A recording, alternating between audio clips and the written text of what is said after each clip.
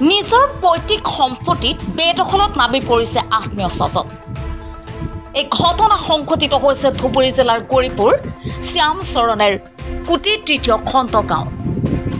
চাহাবুদ্দিন কুদৰত আলী আৰু নুৰ ইছলামৰ বিৰুদ্ধে মাটি বেদখল কৰাৰ অভিযোগ অনুসৰি চাহাবুদ্দিন কুদৰত আলী আৰু নুৰ ইছলামে আজগৰ আলীৰ নামত থকা মাটি জবৰদস্তিমূলকভাৱে দখল ভোগ কৰি খোৱাৰ অভিযোগ ভুক্তভোগীৰ। এতিয়া ভুক্তভোগীয়ে উচিত তদন্ত কৰি প্ৰকৃত মাটিৰ গৰাকীক ন্যায় দিয়াৰ বাবে জিলা প্ৰশাসন আৰু চক্ৰ বিষয়াক অনুৰোধ জনায়। ছানোৱাৰ আলী, মোৰ ঘৰ চামচনেগুটি পাৰ্ট 3। মোৰ তাৰমানে বাপেৰ সম্পত্তি নিয়ে বহুদিন ধৰি কেঁচাল। মোৰ ভাগিদাৰী ষ্টাফৰ লগত মোৰ সম্পত্তি মোক নেদে। তাৰমানে মই অকলশৰীয়া, মোৰ ভাই ককাই একো নাই, মই অকলে। তাৰমানে এতিয়া মই এখন কেছ কৰিছিলোঁ, চিভিল জাজ কৰিছিলোঁ। এই চিভিল জাজ কৰি থকা অৱস্থাত মই কি কৰোঁ, মইতো ল'ৰা ছোৱালী লৈ মই গুৱাহাটীত থাকোঁ, মোক থাকিবলৈ জেগা দিয়া নাই।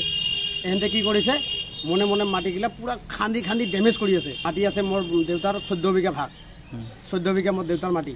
এহেঁতে খুৰি খুৰি ডেমেজ কৰি আছে। মই ক'ব গ'লে মোক মানে এহেঁতে নাটি পেলাই মাৰিব আহে। দেউতাৰ আজগৰ আলী মোৰ দেউতা হয়। মোৰ আজগৰ আলী দেউতাৰ মোৰ নামত মাটি আছে আৰু কি। এহেঁতে মোক নেদে। ডাঙৰ বাবাৰ ল'ৰাকেইটাই কৈছে তোৰ বাবাই বিক্ৰী কৰিছে। মই ঠিক আছে, বাবাই যদি বিক্ৰী কৰিছে তেতিয়াহ'লে মোক নথি পত্ৰ জমা দিয়ক, বছ মই এৰি দিম। মোৰ লগত ডকুমেণ্টছ আছে, মোৰ দেউতাৰ কাগজ আছে, মই কাগজ প্ৰুফ দেখাম না। এহেঁততো কাগজ দিব লাগিব না, যে মোৰ তহঁতৰ পৰা মই মাটি কিনি লৈছোঁ, মোক কাগজ দিব লাগিব। এহেঁততো কাগজ দেখা নাই। তাৰ ভিতৰতে এহেঁতে কি কৰি আছে, মাটিটো ডেমেজ কৰি আছে। ডেমেজ কৰিলে সেই মাটিটো মই কি কৰিম। এনকি মই কোৰ্টৰ জৰিয়তে মই পুলিচ প্ৰশাসনক মই কেছো দিছিলোঁ। সেই কেছ যাই সিহঁতে 3-4 বাৰ মানাও কৰিছে, তথাপি মানে সিহঁতে খান্দি আছে। সিহঁতে নামানে, মনে মনে খান্দি আছে। এইবাৰ আকৌ কি কৰিছে, মাটিবিলাক বিক্ৰী কৰি দিছে। 3-4টা মানুহ ঘৰত বিক্ৰী কৰি দিছে। সিহঁতক ঘৰ বান্ধিছে। সিহঁতক কৈছোঁ যে মাটি নিকিনিবি, তথাপি কিনিছে ঘৰ বান্ধিছে। তাৰ সিহঁতক মই কমপ্লেইনো দিছোঁ যে ভাই, পিছত যদি কিবা ভৱিষ্যতত ভেজাল হয়, ঘৰ চৰ ভাঙা গেলি তহঁতে মোৰ লগত কাজিয়া নকৰিবি। সেইটো প্ৰুফো মোৰ তাত আছে। মাটিটো আছে চামচনেগুটি পাৰ্ট 3। সিহঁতৰ এটাৰ নাম হ'ল চাহাবুদ্দিন, কুদৰত আলী, নুৰ ইছলাম। এই 3 ভাইয়াক এহেঁতে 3টা ভাইয়াক মিলি খাই আছে। এহেঁতে মাটি বিক্ৰী কৰি আছে আৰু বেলেগ বেলেগ নামো সোমাই দিছে। এহেঁতে মাটিটোত চিভিল জাজ চলি আছে, তথাপি এহেঁতে মানে খান্দি আছে।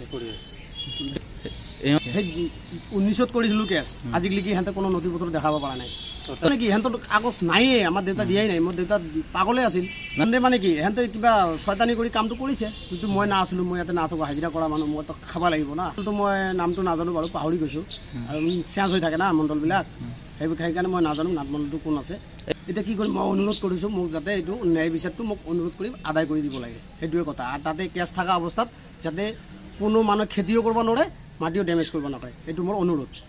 মই যেতিয়া বাধা কৰিব যাওঁ, তেতিয়া গোটেইকেইটা লাঠি ফালা লৈ মোক মাৰিব আহে। মই অকলশৰীয়া, মই ক'ত যাম তাতে মৰিবলৈ। সেইকাৰণে মই চেবাৰত হৈ থাকোঁ। মই আইনৰ ওচৰত গৈছোঁ, আইনৰ ওচৰত মই অনুৰোধ কৰিছোঁ, মোক এইটো আদায় কৰি দিবই লাগে যেনেকৈ হওক। সেইকাৰণে মই চেবাৰত হৈয়ে থাকোঁ। গৌৰীপুৰৰ পৰা মহিজুৰ ৰহমানৰ ৰিপৰ্ট, ডেইলি 24।